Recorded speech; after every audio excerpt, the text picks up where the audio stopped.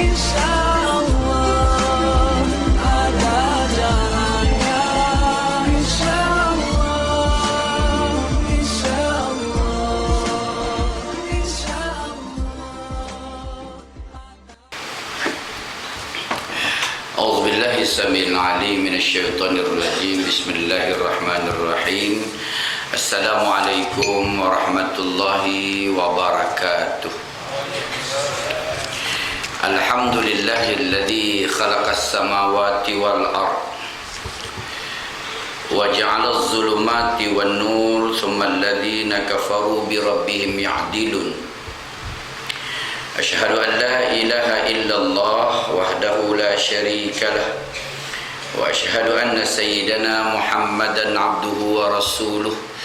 اللهم صل وسلم على هذا النبي الكريم سيدنا محمد وعلى آله وأصحابه ومن تبعهم بإحسان إلى يوم الدين. قال رب اشرح لي صدري ويسر لي أمري واحلل عقدة من لساني يفقهوا قولي. قال رسول الله صلى الله عليه وسلم من أحيا سنتي عند فساد أمة فله أجر 100 شهيد. وقال رسول الله صلى الله عليه وسلم فإنه من يعش منكم من بعدي فسيرى اختلافا كثيرا فعليكم بسنة وسنة الخلفاء المهديين الراشدين تمسكوا بها وغضوا عليها بالنواجس أو كما قال.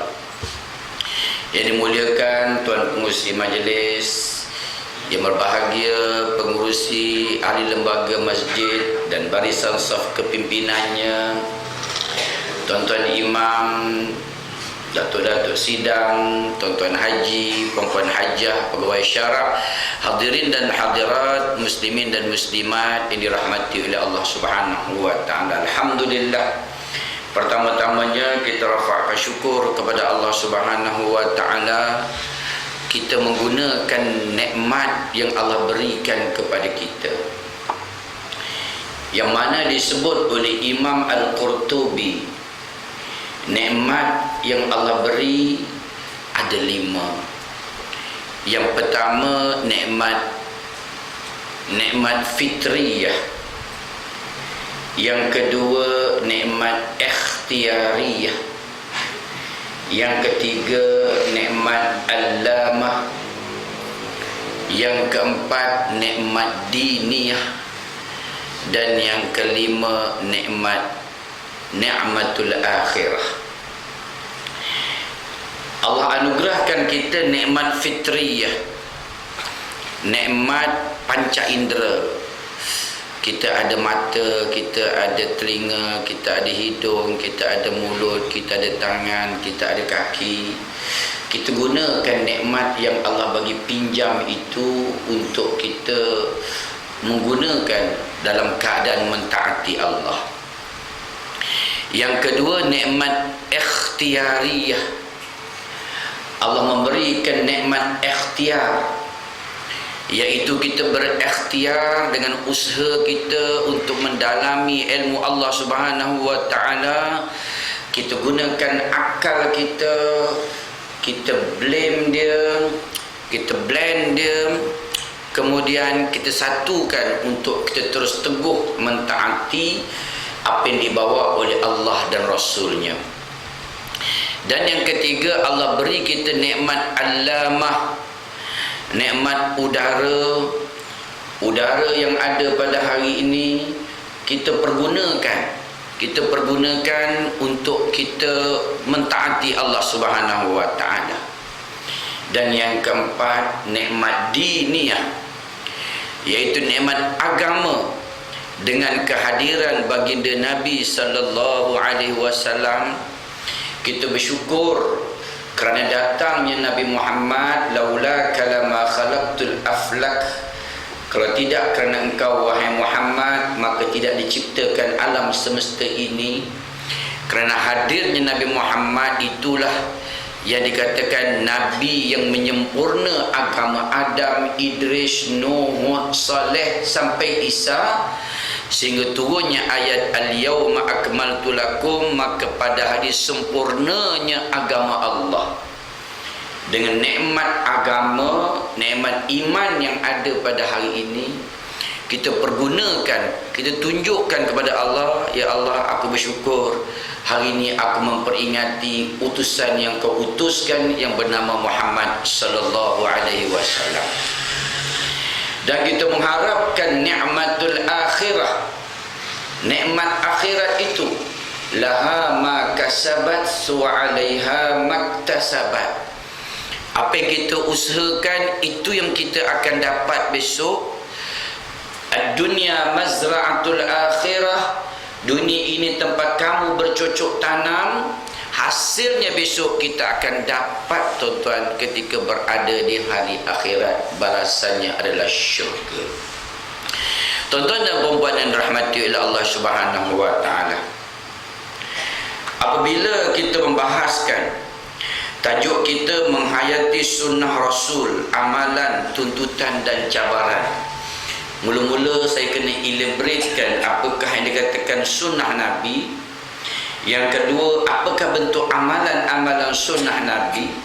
Dan yang ketiga, apakah cabaran nak melaksanakan sunnah Nabi. Tiga tajuk dia bagi sekali tu. Malam ni kita ceramah panjang sikit, boleh ya? Sebab panjang tajuk dia. Saya cuba ringkaskan. Apa dinamakan sunnah? Sunnah iaitu segala yang disandarkan kepada Nabi itu dipanggil sunnah. Sama ada perkataannya, sama ada perbuatannya, sama ada takrirnya. Takrir itu maknanya diamnya Nabi itu, maka dipanggil sunnah. Dalam menghayati sunnah Nabi ini, yang disebut dalam hadis Nabi yang cukup popular di musim Maulid Nabi ini, innama bu'istu liutammima makarimal akhlak, bahwasanya aku diutuskan untuk menyempurnakan akhlak, dan akhlak Nabi itu adalah Al-Quran. Bermakna yang dikatakan menghayati sunnah itu iaitu dengan kita melakukan perkara-perkara ibadah dalam dunia ini berteraskan sunnah, melakukan amalan. Bila sebut amalan, Imam Nawawi menggaris pandukan amalan itu ada 5. Yang pertama, amalan yang berbentuk dengan diri. Yang kedua, amalan berbentuk dengan keluarga. Yang ketiga, amalan berbentuk dengan masyarakat. Yang keempat, amalan berbentuk dengan negara. Dan yang kelima, amalan yang berbentuk dengan ummah. Mari kita renung, tuan-tuan. Kita menghayati sunnah Nabi dalam bentuk amalan. Kita letakkan 5 dia punya foundation dia, asas dia. Yang pertamanya, amalan berbentuk dengan diri. Bila sebut amalan ni, dia ada kaitan antara dosa dan pahala. Ya. Kita buat dapat pahala, kita tinggalkan tidak berdosa. Kalau amalan tadi kita lakukan kerana dilarang oleh Allah, dia akan jadi berdosa. Apa dia tuan-tuan bentuk amalan? Amalan untuk diri ini iaitu amalan yang Allah berikan kepada kita tuntutan atas diri, iaitu as-salah, puasa, zakat, haji, kemudian tutup aurat, tidak berribah, yang berkaitan dengan diri kita. Apa yang kita buat, maka kita akan tanggung segala kesalahan yang kita lakukan, maka dijadikan berdosa. Jadi amalan ini mesti berteraskan kepada as-sunnah. Tuan-tuan, saya bila sebut amalan berteraskan as-sunnah ni, hari ini jadi viral. Tadi sebelum saya mari sini, sambil-sambil situ saya dengar satu video seorang orang besar kita, orang agama besar kita, dia menyebut dan diviralkan. Saya tak tahu sama ada dipotong-potong ataupun diedit, tapi apa yang saya dengar, tuan-tuan, orang minta apa pandangan ustaz. Dia kata kita boleh buat jamak dalam apa keadaan sekalipun. Terkejut tuan-tuan. Yang dia tahu jamak ni orang yang musafir, kan? Tiba-tiba dia kata apa keadaan pun boleh jamak, nak menggambarkan katanya bahawa solat itu wajib, tidak boleh ditinggalkan, dengan dia membacakan satu athar sahabah yang menceritakan Nabi SAW melakukan sedemikian rupa. Jadi dia kata, ustaz, apa pandangan ustaz? Bila kita bicara bab agama, dia punya foundationnya adalah Al-Quran dan Sunnah. Inna asdaqal hadith kitab Allah.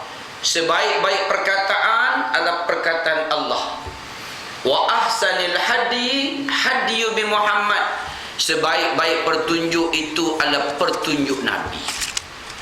Tuan-tuan, kita jangan berpecah kerana perkara khilaf.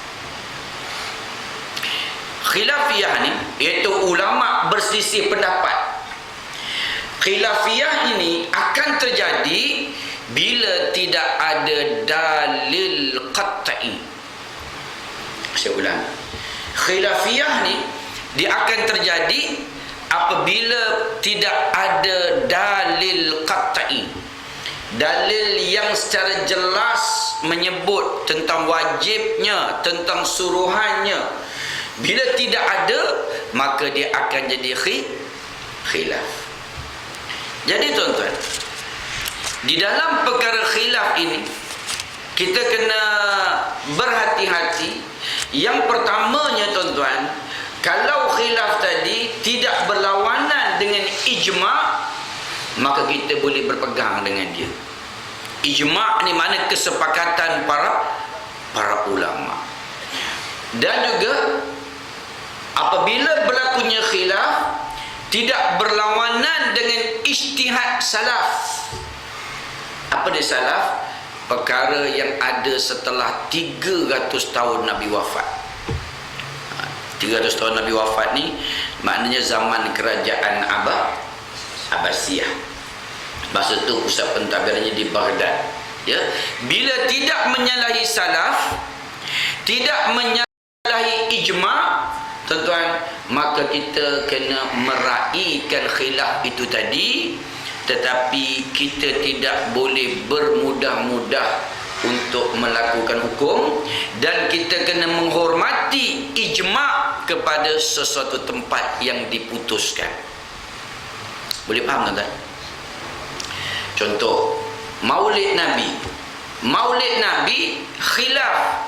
Ulama bersisih pendapat, sama ada 9, sama ada 10, sama ada 12. Jadi 3 terkhilaf.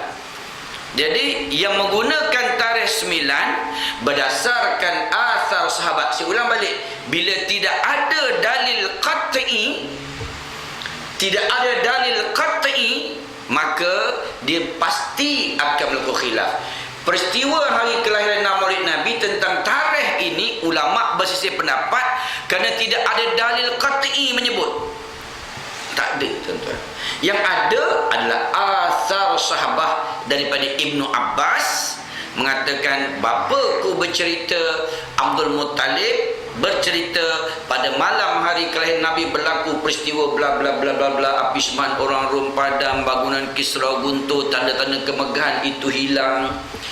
Dan para ulama astronomi atau ulama falak membuat kajian tentang peristiwa itu mimba dismuhu Ahmad, ketika Abdul Muttalib mengisytiharkan Nabi akhir zaman dengan nama Muhammad, tuan-tuan, maka ulama mengira tentang peristiwa tersebut jatuhnya pada 9 Rabiul Awal. Itu mengikut pendapat Imam At-Tabari. Khilaf. Itu pendapat yang sangat kuat.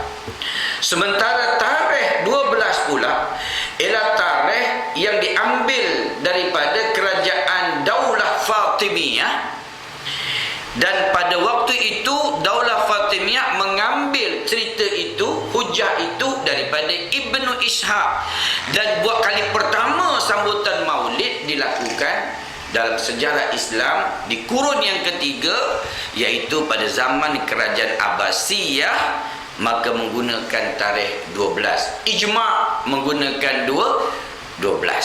Mana seluruh ulama waktu itu buat keputusan, kita ambil 12. Dua-dua khilaf. Walaupun pendapat yang 9 lebih kuat, tapi kita kena meraihkan ijma'. Itu maksud dia tuan. Kita kena meraihkan ijma'. Maksud kata meraihkan, kita meraihkan kita di satu dunia ini pun menggunakan tarikh 12. Tuan-tuan di Malaysia pun kita gunakan tarikh 12. Tak perlu bergaduh, tak perlu berpecah dalam perkara furuk, perkara cabang. Ini dia kata cabaran dalam kita nak memahami apa itu sunnah. Tuan-tuan. Tapi hari ini viral di WhatsApp, di Twitter, di Facebook, cerita pasal ni tuan-tuan. Jadi masyarakat generasi Y ni dia akan bertanya pula pada Tok Imam, jenuh Tok Imam nak jawab tuan-tuan. Imam kata tu salah tu, nak jawab salah. Mana bukti? Mengengkang Imam nak jawab tu. Mana dalil? Mana hujah? Nak sebutnya benda ni khilaf. Kita kena meraihkan khilaf. Samalah juga tuan-tuan berkaitan dengan membaca basmalah dalam suratul Fatihah. Ulama bersisih pendapat. Imam Syafi'i berpegang kepada aku tidak akan meninggalkan satu perkara yang Nabi pernah buat walaupun sekali. Imam Syafi'i punya hujah, aku tidak akan meninggalkan satu perkara yang Nabi pernah buat walaupun sekali, aku tak akan tinggalkan. Mana sunnah dah tu. Wa ma atakumur rasul fakhuzuh. Apa yang dibawa oleh Rasul itu ikutlah. Tuan-tuan. Imam Syafi'i membaca kunut. Sebab apa? Dia kata aku tak meninggalkan satu perkara yang Nabi pernah buat walaupun sekali. Nabi pernah baca kunut selama 3 bulan selepas perang Uhud. Dia buat kunut nazilah pada solat subuh. Selepas keadaan dah aman, Nabi tidak lagi baca kunut sampai dia wafat. Pegangan Imam Hambali, aku akan berpegang kepada perkara yang Nabi buat itu banyak kali. Nampak tak tuan-tuan? Imam Hambali ikut sunnah tak? Ikut. Syafi'i? Ikut. Maliki? Ikut. Hanafi? Ikut. Saya ulang balik, khilafiyah akan berlaku bila tidak ada dalil qat'i. Jadi kita kena meraihkan khilafiyah. Kita kena meraihkan jumhur kepada sesuatu tempat. Jumhur satu tempat tuan-tuan. Kita pergi di Mekah, Imam Mekah tak baca kunut, boleh tak kita baca kunut? Jangan takut, jawab, tak ada penyingkiran malam ni tuan-tuan. Boleh tak kita baca kunut kat Mekah? Boleh? Tak boleh. Kita raihkan tempat tu. Ijma' di sana. Ijma' di sana, tuan-tuan. Sebab dalam bab solat, muafakat antara imam dan makmum. Dia tak boleh berlawanan daripada sifat imam. Kita kena ikut dia. Dan kunut tadi tidak membatalkan solat, tuan-tuan. Dia tidak batal sebab benda tu benda khilaf. Saya ambil contoh, Imam Syafi'i rahimallahu ta'ala, dia orang berpegang pada baca kunut. Tak baca kunut kena sujud sahwi ketika dia di Baghdad.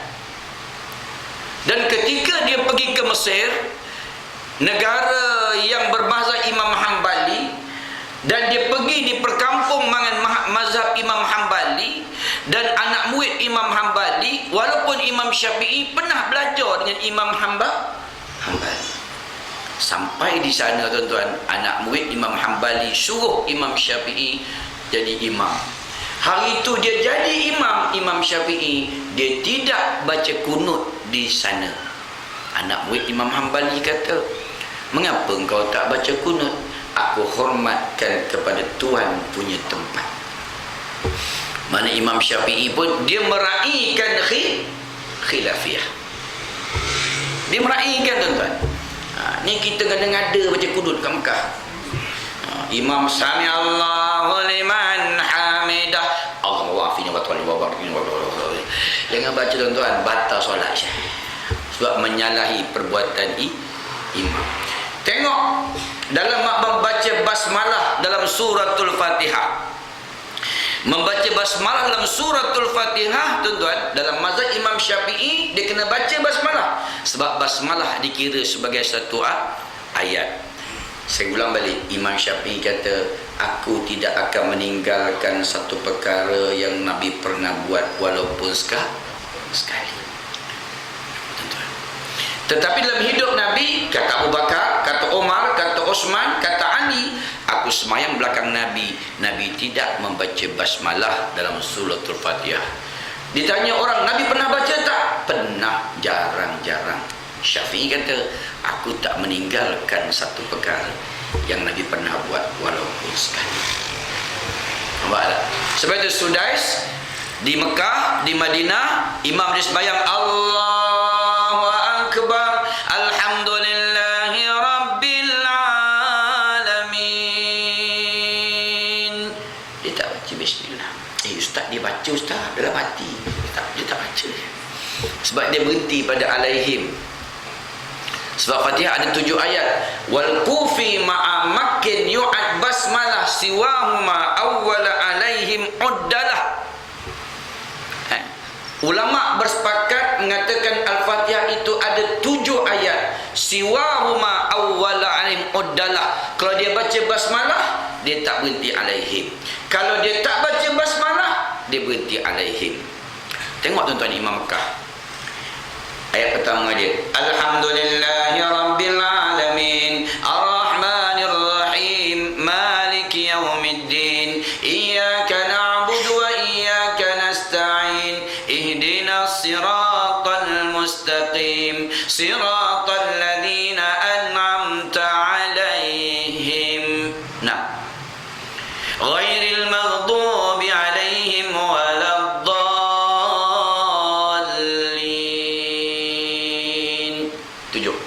Betul? Imam kita Syafi'i, dia kira basmalah Bismillahirrahmanirrahim, alhamdulillahi rabbil alamin, arrahmanirrahim, maliki yaumiddin, iyyaka na'budu wa iyyaka nasta'in, ihdinas siratal mustaqim, siratal ladzina an'amta 'alaihim ghairil maghdubi 'alaihim waladdallin.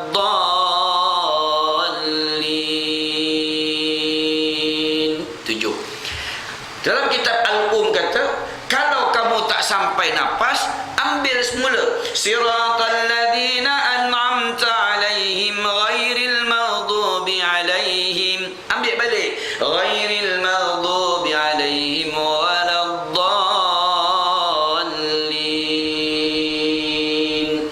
Nampak tak, tuan-tuan? Jadi maknanya benda-benda khilaf. Jadi kita tengok Abdul Rahman Sudais, dia meraihkan khilafiyah, dan jumhur ulama di sana memegang mazhab Imam Hambali, dan dia tidak membaca basmalah. Tapi ingat, tuan-tuan, Abdul Rahman bin Sudais datang ke Masjid Shah Alam, dijemput menjadi imam, dia angkat takbir. Orang semua kata hari ini sudah dia bawa dah Wahabi dia. Orang kata dah. Orang kata, tuan-tuan, dia Allahu Akbar, Bismillahirrahmanirrahim, dia baca bismillah, tuan-tuan. Nampak tak? Dia menghormati ijma' kepada sesuatu tempat.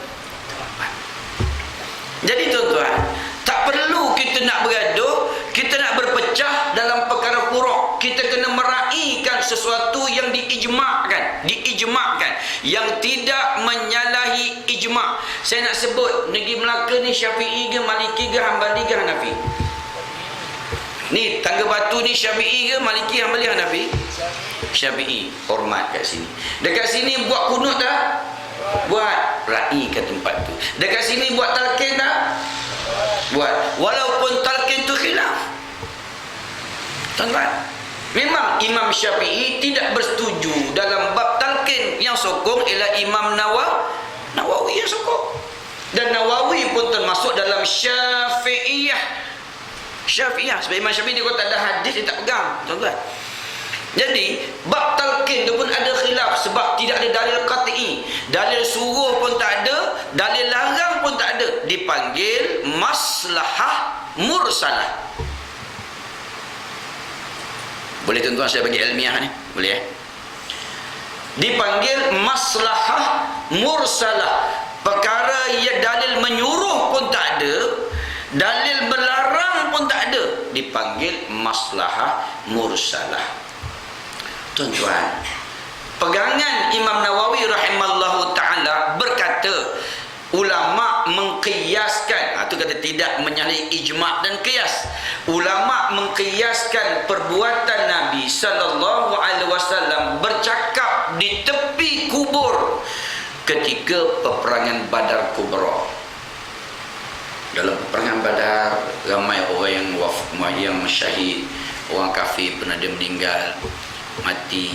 Nabi pergi dekat tepi kubur, Nabi cakap, Nabi kata, wahai orang-orang musyrikin, sekarang baru kamu tahu bahawa perjuangan yang aku bawa ini benar.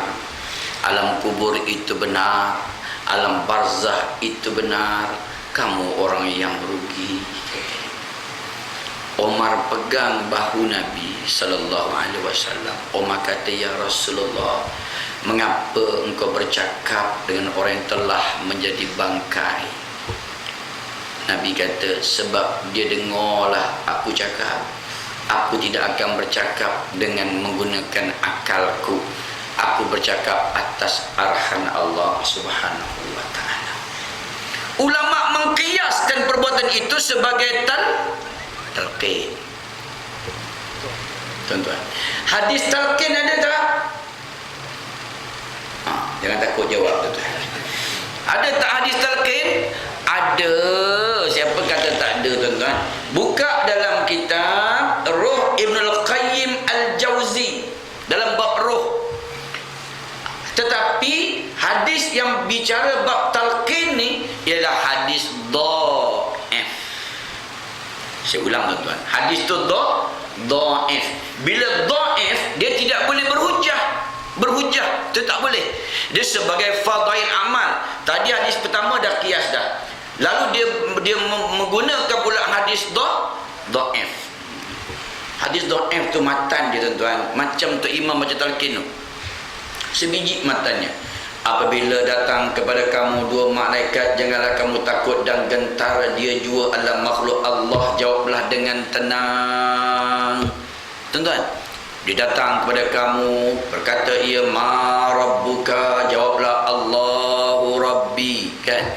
Hadis tu hadis, tuan-tuan. Yang tu imam dia talqin tu di hadis, tapi dia martabat dhaif. Saya ulangi, hadis tu dhaif, tuan-tuan. Tapi tuan-tuan, dalam talqin tu imam baca tak habis matan tu. Dia Jabatan Agama pun tak tulis habis-habis, ada di separuh dia. Kalau tuan baca yang bawah lagi, berkata para malaikat Munkar dan Nakir, wahai malaikat Munkar, marilah kita balik. Sesungguhnya orang mati ini telah tahu akan jawapannya. Yang tu imam tak baca, tuan-tuan. Hadis tu dhaif. Bila hadis tu disokong dengan hadis tadi, disokong pula dengan hadis yang ini, disokong pula dengan hadis yang lain, ulama mengqiyaskan, iaitu Nabi kata bila mati anak Adam, dia mendengar kesan tapak kaki orang berjalan. Disokong pula dengan hadis yang lain, Nabi memberi salam, assalamu alayka ya ahlad diyar minal muslimina wal muslimat wal mu'minina wal mu'minat. Nabi bagi salam orang yang mati hatta yaruddu alaihi salam, maka si mati akan menjawab salam orang hidup, menunjukkan orang mati itu mendengar. Lalu ulama mengqiyaskan dalil ni, tuan-tuan, maka dikiaskan dengan talqin. Jadi jumhur kita sini dekat Tangga Batu buat tak talqin? buat. So kita raikan tempat tu. Dengan pula dia duduk pergelih, dia orang pergelih, mari duduk tangga batu, dia nak buat panggil pergelih dia. Tak boleh. Dia kena meraihkan tempat tu. Kita bawa watak Imam Syafi'i rahimallahu ta'ala. Ini tuan-tuan, di antara cabaran kita pada hari ini, ini saya bagi sebahagian, di antara kita menghayati sunnah Nabi sallallahu alaihi wasallam bentuk amalan, maka cabaran yang berlaku hari ini bila orang tidak faham istilah maslahah mursalah. Dua, berkenan baru ni ada juga di kalangan ustaz-ustaz kita juga sebut dalam YouTube, ustaz YouTube lah. Dia kata qala Allah Ta'ala fil Qur'anil Azim innallaha wa malaikatahu yusalluna 'alan nabi ya ayyuhalladzina amanu sallu 'alaihi wa sallimu taslima. Bahwasanya siapa berselawat kepada Nabi maka Allah akan berselawat kepada dia. Apa itu selawat? Allahumma salli ala Muhammad wa ala ali Muhammad. Mana duk dapat tu anta syamsun anta badrun? Mana duk dapat asyraqal badru alaina? Tak nak jawab pun tak. Kita nak kata tu selawat lah.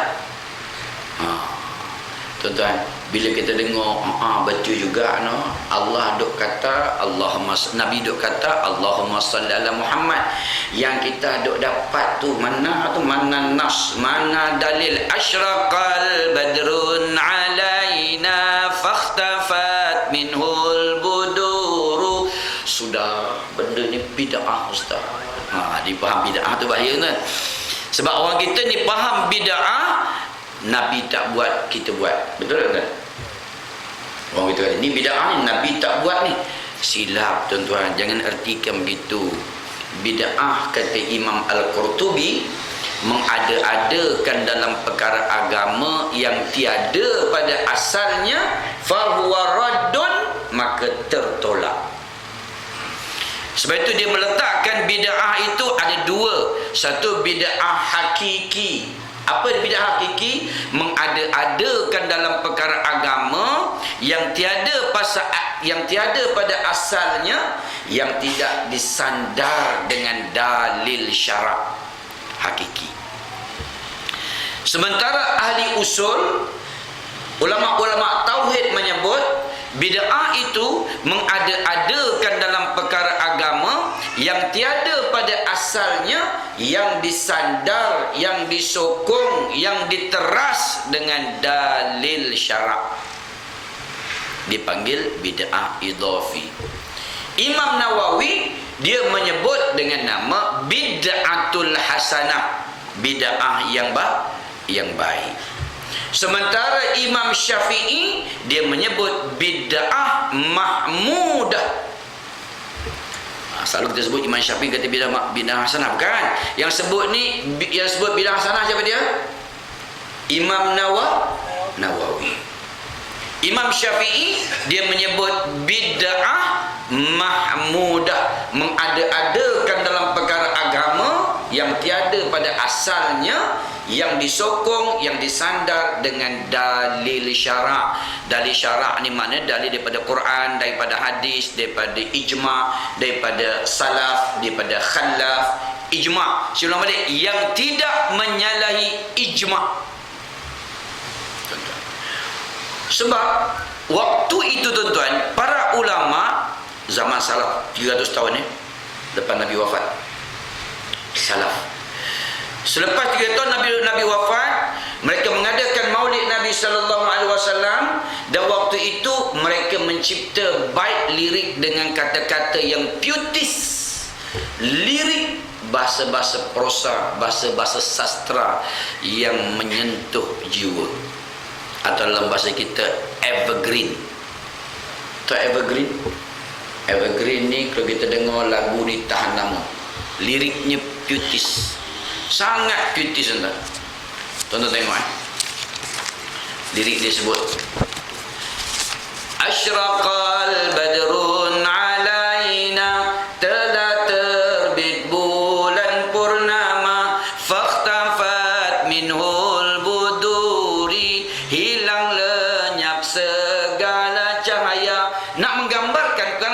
ni tuan, penulis ni menyebut asyraqal badru alaina, telah terbit bulan purnama.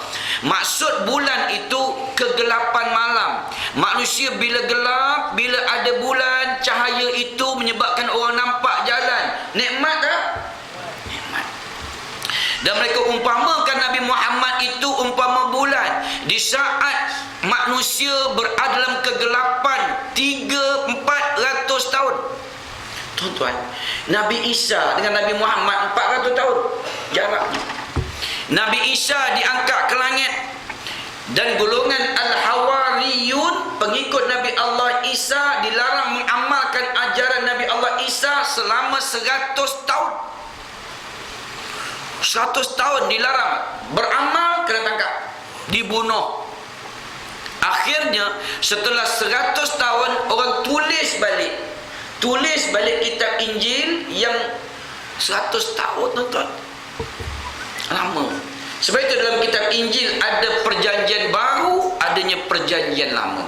Perjanjian baru perkara ini ambil daripada Taurat. Taurat pun telah ditukar menjadi Talmud.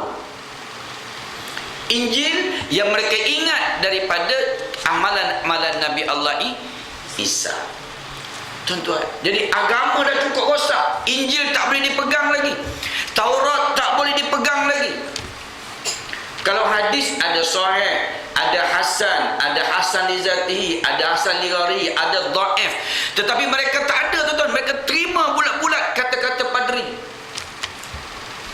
Agama dah cukup rosak. Tuan-tuan bayang, agama Ibrahim dah rosak.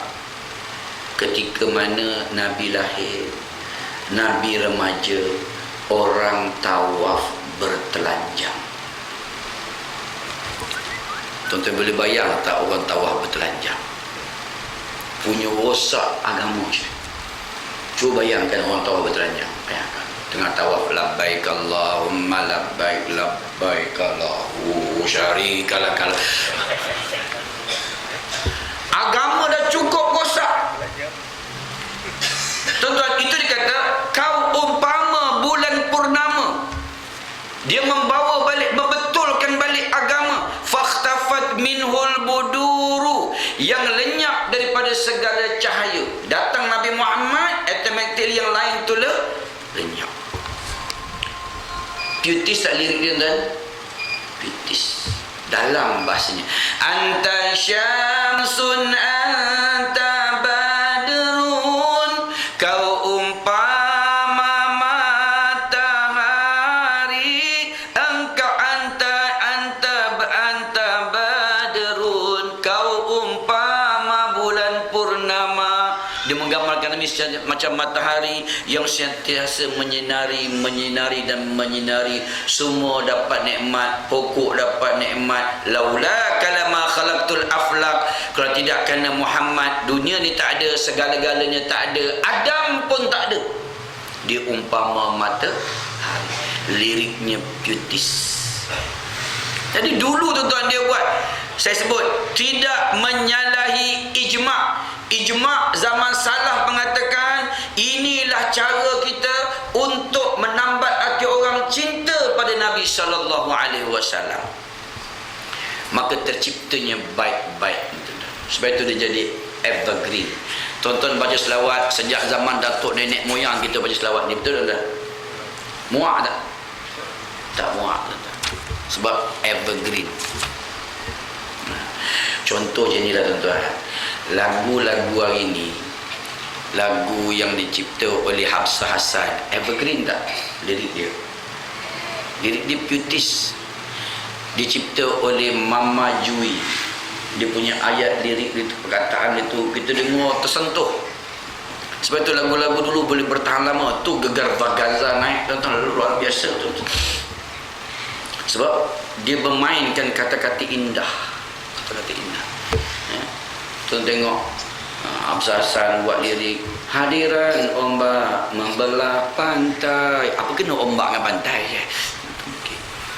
Dia nak gambarkan ombak tu sentiasa dengan pantai, tak boleh dilarikan. Itulah umpama cinta. Dia gambarkan sesuatu yang indah, evergreen. Tak sanggup lagi aku, evergreen je dia punya lirik, tuan-tuan. Tapi lagu-lagu anak-anak kita hari ni dah tak evergreen dah. Sebab dia tunjuk sayang, tak menggambarkan sayang. Dia macam orang bercakap. Kalau kita dulu sayang ke kanda terbang mencarimu. Dulu kan, hantar surat kan, terbang mencari. Kehadapan yang diingati selalu yang kurindu, engkau sentiasa di hatiku. Kalau dulu orang Arab, kalau dia tunjukkan cinta dia, ya habibati ya ruhi, wahai kekasihku, engkaulah rohku. Ui, hebat ya. Balikkan tuan-tuan, sebut kat isteri, ya habibati ya ruhi. Dalam. Tapi hari ini anak-anak kita punya ayat kasar je. Hantar WhatsApp bat tu. Kerana tak OMG lah sekali, OMG. Oh my god, kasar. Kalau dia sebut sayang pun tuan, lagu dia pun kasar. Sayang apakah, oh kasar je. So, saya nak elaborate ni, tuan. Ada kalangan agamawan menyebut, dia kata mengapa ini bukan selawat. Saya ulangi, ijma' tidak menyalahi ijma'. Bila dia tidak menyalahi ijma', tuan-tuan, kita boleh berpegang dengan dia. Walau bagaimanapun tak perlu bergaduh, dengar je lah tuan-tuan. Dapat WhatsApp tu, dengar je. Kita anggap kita meraihkan khilafiyah. Sebab dia panggil adabul ikhtilaf. Adab berikhtilaf ni kita kena meraihkan. Kita tengok Imam Nawawi, Imam Syafi'i, Imam Maliki, Imam Hanbali, Imam Hanafi pun dia ada khilafiyah. Imam Syafi'i sekalipun dia ada dua qaul, satu qaul jadid, satu qaul qadim. Tahu pasal tak? Kalau kita baca kitab lama, qaul jadid pendapat baru, qaul qadim pendapatlah lama. Ketika Imam Syekh berada di Baghdad, pendapat lama qadim. Dia berada di Mesir, qaul jadid, keluar pula pendapat baru. Khilafiyah. Ini tuan-tuan, saya tengok situasi pada hari ini di saat umat Islam yang ada media elektronik yang luar biasa, yang di jari-jari yang ada hari ini, dengan WhatsApp-nya, dengan internetnya, dapat maklumat sangat cepat. Kadang-kadang kita jadi confused. Kita kena betulkan tuan, dalam situasi kita menghayati sunnah Nabi SAW, yang orang menggunakan kata sunnah Nabi tak buat itu bid'ah, menyebabkan berlakunya ghazwatul fikr, serangan pemikiran. Boleh tuan-tuan meraihkan ikhtilaf, boleh? Kena raihkan. Kalau ada orang nak buat kenduri, orang meninggal dunia, seorang lagi tak nak buat, jangan paksa. Sebab buat kenduri itu pun sunnah. Tak buat, tak apa. Kalau dia buat juga, di saat dia tak ada duit, berdosa. Tak beza tu. Nak buat, buat. Jangan kait dengan hari, 3 hari, 7 hari, 40 hari, 100 hari. Jangan kait. Nak buat, buat. Ni kena paksa pula. Kena kenduri 7 hari, 40 hari, 100 hari, pacak batu nisan, bubur kain putih. Tapi kalau benda yang confirm, jelas, menyalahi ijma', kena tolak. Ulama' bersepakat jangan letakkan payung atas kubur. Hanya buat lagi tuan-tuan. Ingat tak dulu tuan, bila orang meninggal dunia ada letak payung atas kubur kan? Dulu. Ulama' tegur, sekarang tak ada dah. Ada sini tengah batu lagi. Tak ada dah. Nah, kena elakkan, jangan mengusap-usap batu nisan. Itu menyalahi hadis, menyalahi sunnah. Ada orang tuan-tuan dia pegang batu nisan je tuan. Bismillahirrahmanirrahim. Alhamdulillah. Menggegor batu nisan. Cik, pasal apa pegang batu nisan? Nak bagi pahala masuk terus ke dalam, ustaz. Menyalahi Allah. Imam Syafi'i sebut, tuan-tuan. Imam Syafi'i itu dia kata batu binaan tanah kubur jangan lebih daripada 1 hasta. Makruh, bukan haram, makruh. Binaan tanah kubur tidak lebih daripada 1 hasta. Rujuk dalam kitab Bahrul Mazi. 1 hasta. Ni sampai tinggi tanah kubur. Dia tuan-tuan, Imam Syafi'i kata apa? Dia kata tanah kubur yang boleh tinggi daripada satu hasta ni, yang boleh tinggi hanya pemimpin besar, hanya ulama-ulama besar saja. Imam Syafi'i, Imam Nawawi, Imam Qurtubi, Abu Ibn Al-Qayyim Al-Jawzi, ulama-ulama besar.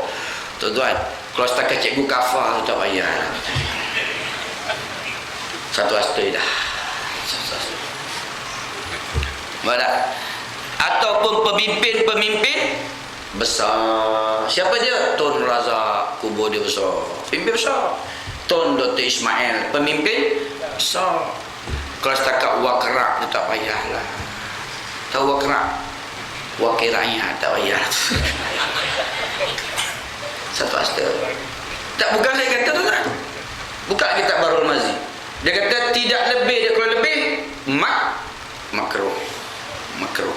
Bukan si mati dah putus dah. Kullu mayyitin yukhtam. Yang tukang buat tu. Jadi makruh. Sebab ada orang tuan-tuan, dia buat kat tanah kubur, dia buat tempat duduk siap. Tuan buat tempat duduk, nak baca Yasin senang ustaz, tempat duduk. Bukalah kitab fiqh, kitab asas tuan-tuan, Matla'al Badrin. Oh, kita dah baca tu. Sabilal Muhtadin disebut tu, tuan-tuan. Dia kata tidak boleh mengambil harta di tanah musabbalah. Oh, tu. Tahu tanah musabbalah? Tidak boleh membina-binaan di tanah musabbalah. Apa di tanah musabbalah? Tanah wakaf. Tanah kubur tuan-tuan, tak boleh ambil harta dia. Pokok binjai, ada buah binjai, kita ambil, tak boleh. Tak apa, tanah wakaf, tak boleh. Dipatah-patahkan kubur kawan sebelah, cocok pula kubur bapak kita, pacak. Tidak boleh ambil harta. Nak ambil rumah kita punya tanah pokok puding ke, pokok apa kan, jangan ambil tanah orang. Kalau kita cantas dia untuk apa? Cantas untuk rendang, dia tak ada masalah. Ya. Jangan dia cap patah, ambil kat kubur bapak kita. Tidak boleh ambil harta tanah musabbalah. Membina-binaan di tanah musabbalah, yang itu menyalahi sunnah. Tuan-tuan, jadi benda-benda dah lama buat, tiba-tiba tak boleh, ini susah kan? Ya. Tanah kubur, tuan-tuan, sebab di tanah kubur ni dia nampak indah. Kita ini tuan tengok tanah kubur gerun. Kat kampung saya tuan-tuan, dia tulis Taman Barzakh. Lagi hebat saya. Tan Sri Kubur kat kampung kubur bapak dia tu disebut Taman Barzakh. Taman, dia sebut taman tu. Lega sikit tuan-tuan kan. Ni kubur, boleh sebut kubur dah gerun, nampak pokok besar. Orang anak-anak ni tengok kubur takut ni. Pokok besar. Terjuntai sana, ada lah keluar pokok-pokok yang macam pokok pisang yang sangkut kat pokok apa nama kan, yang bagi makan pisang, pokok apa nama tu namanya? Oh, tu Pontianak berayut tu. Kan? Indahkan tanah kubur. Tengok pula kubur tu dia punya apa ni, dia punya nesan sengit. Oh, tu banyak dosa sampai sengit nesan dia, sama-sama juga. Dia menyalahi sunnah tu. Menyalahi sunnah. Baik. Sebab itu tuan-tuan, dalam pengamalan, saya bagi pertama tadi, ibadah untuk diri kita. Diri kita ni, sebab disebut diri ni ada kaitan antara dosa dan pahala. Juga ibadah untuk diri, tidak boleh berghibah. Tahu ghibah? Menyebut keaiban seseorang walaupun benar sekalipun dipanggil ghibah. Menyebut keaiban seseorang walaupun benar sekalipun ghibah. Dalam bahasa kita mengumpat. Menyebut tentang kenderaannya ghibah walaupun benar. Ya Allah, kereta kancil sport rim 18, besar sport rim pada kereta lagi, ghibah. Menyebut pasal rumahnya, ya Allah, rumah Melaka buruk, tangganya batu, ghibah. Kan? Menyebut tentang pakaiannya, tak match langsung lah makcik tu pakai tudung bulat kata dia. Warna pink, baju purple, kasut kuning. Tak kena langsung. Ribah. Menyebut tentang keturunannya, jangan kahwin orang negeri sembilan, susah, besok kau masuk suku. Ribah. Nak kahwin orang Jasin aja, contohnya. Ribah. Menyebut pasal keturunan dalam Islam, tuan-tuan, ribah yang dibenarkan menyebut keaiban dalam mahkamah boleh. Ribah yang dibenarkan menyebut keaiban seseorang supaya jangan dicontohi. Kau jangan jadi macam Abu Lahab tu. Walaupun dia orang mula-mula sambut maulid Nabi, dialah penentang Nabi SAW. Boleh. Keburukan orang tu, kebaikan kita sebut keburukan dia, jangan dicontohi. Boleh. Sebab tu orang-orang politik hari ni bila dia bila raya dia panggil mana? Kempen. Kan bila dia berkempen kan dia menyebut orang kan. Tuan-tuan, itu keribah. Tapi nak sebut, dia kena sebut benda tu mesti fakta. Mesti betul. Jangan dicontohi. Tengok ni semua naik. Contohnya tak ada masalah. Dia tidak dipanggil ribah. Salah orang salah faham. Ni orang politik ni ngumpat orang yang kerja dah. Ribah yang dibenarkan menyebut keaiban, jangan dicontohi. Jangan jadi seperti Presiden Saddam Hussein, bila ada kuasa lupa diri. Boleh, tuan-tuan. Baik, tuan-tuan, itu ibadah untuk diri. Bila sebut ibadah untuk diri, Allah sebut lagi, wa'budullaha wa la tusyriku bihi syai'a wa bil walidaini ihsana wa dzil qurba wal yatama wal masakin wal jaril junubi was sahibi bil jambi wa ibnis sabil. Surah Nisa ayat 26. Wa'budullaha wa la tusyriku bihi, dan mengabdikan diri kepada Allah, jangan mensyirikkan Allah. Diri kita, tuan-tuan, jangan terlibat dalam perkara mensyirikkan Allah Subhanahu wa taala.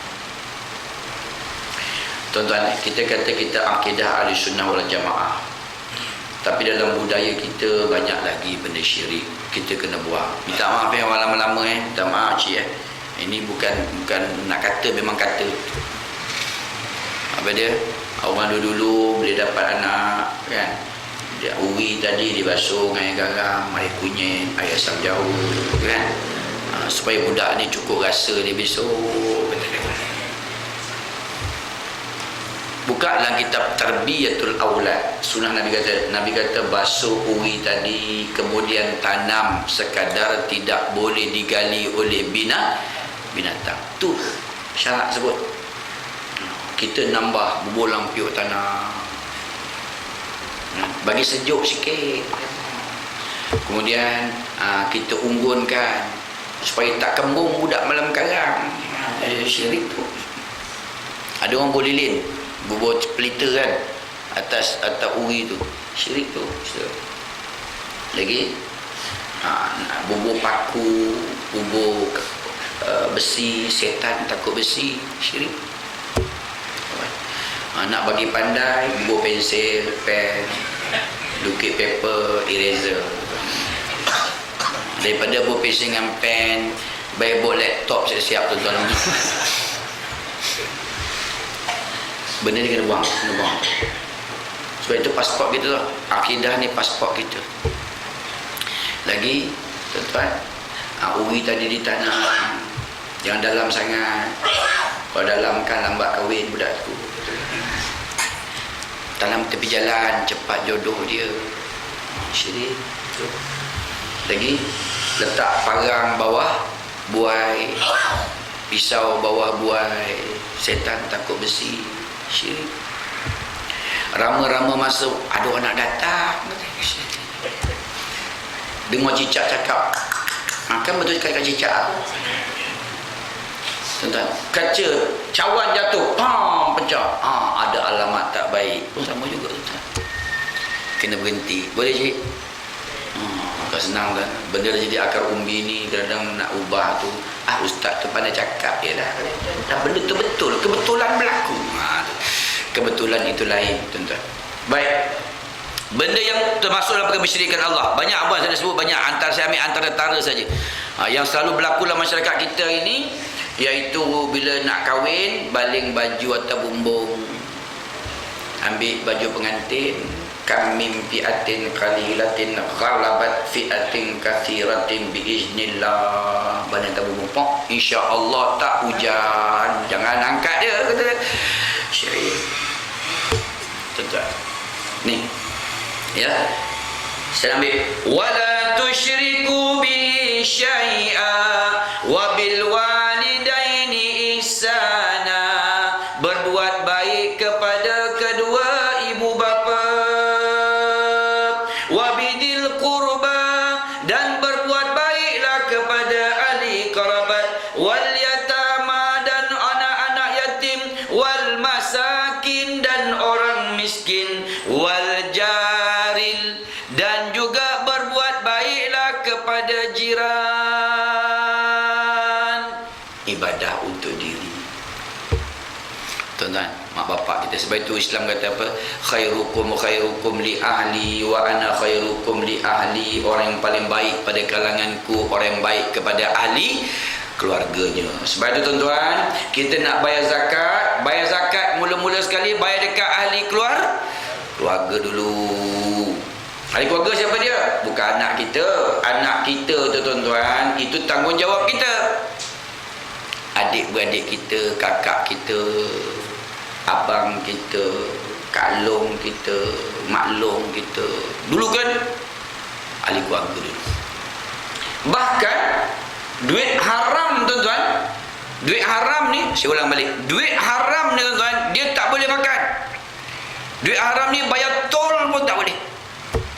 Nak beli tayar Michelin pun tak boleh. Duit tol ni dia haram untuk diri dia je, tapi tidak haram untuk orang lain. Baru ni saya hadir dalam satu program Muzakarah Muamalat Islam. Dr. Zahrudin menyebut, dia kata duit haram itu adalah sesuatu yang Allah berikan hukum pada dia. Dia manfaat pada masyarakat. Duit haram dia tak sama macam najis. Kalau najis dia tuan, dia berjangkit. Contohnya tahi. Kita buang tahi tadi, kemudian tak basuh, tak jirus, kaki kita basah, kita pijak, berjangkit tak? Jangkit. Itu najis. So duit haram dia tidak berjangkit. Dia haram untuk diri, orang lain tak haram.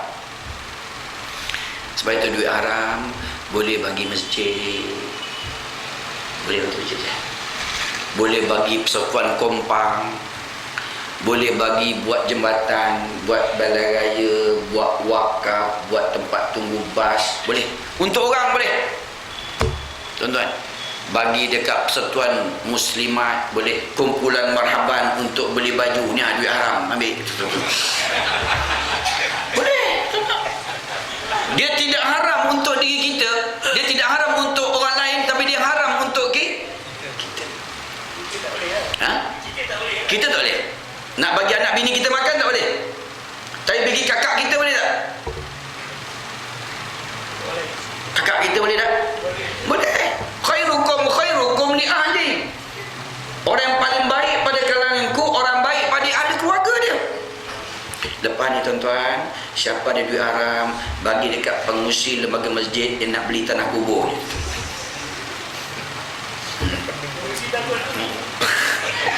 Orang kata tu tanah kubur tu duit haram dia. Orang kita faham duit haram tu penyakit. Fiqh menyebut, dalam fiqh, ini bukan khilaf, ini qat'i tuan-tuan. Dalam fiqh menyebut duit haram hanya untuk diri, orang lain tak apa. Nampak tak? Sebab tu dia kata dia ada manfaat, walaupun dia haram, dia manfaat untuk masyarakat. Islam tu indah tak tuan-tuan? Indah. Manfaat untuk orang miskin, manfaat untuk orang miskin. Tapi walaupun benda itu haram, tapi tentang dia berusaha nak dapat duit haram lagi, dia berusaha. Tapi nak bersihkan harta tu boleh. Yang terbaru ni APF. APF ni buat untuk ulama tuan-tuan dalam persidangan muamalat baru ni. APF ni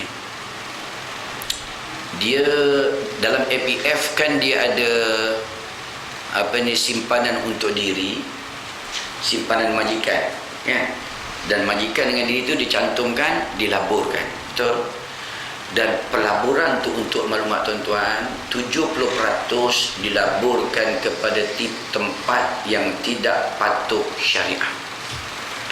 Bahasa lembut sikit, tidak patuh syariah. Bahasa kasarnya tempat haram. Senang sebut. Lembut sikit lah, tidak patuh syariah. Jadi maknanya tuan-tuan, pelaburan tadi bila kita dapat dividen, Dr. Zahrudin mengira balik. Dr. Zahrudin ni pakar muamalat dalam Malaysia. Dr. Zahrudin, Dr. Sharifah Hayati, Dr. Timbalan Menteri kita, Dr. Ashraf kan. Ashraf Wajdi itu muamalat tu. Okey. Perempuan ya. Saya nak sebut apa dia? Iaitu dividen dia, tuan-tuan hanya boleh ambil 3.5% sahaja yang halal. Dividen dia. Yang duit kita, duit kerajaan bagi itu kita punya. Tapi keuntungan dividen tadi tu, keuntungan dia tu, pokok kita boleh ambil, dividen tu tuan-tuan boleh ambil hanya 3.5% sahaja yang halal. 6.5 adalah haram. Kalau 100,000 tuan-tuan, kalau 100,000, ini cabaran ni kita hari ni. Ada dia tuan?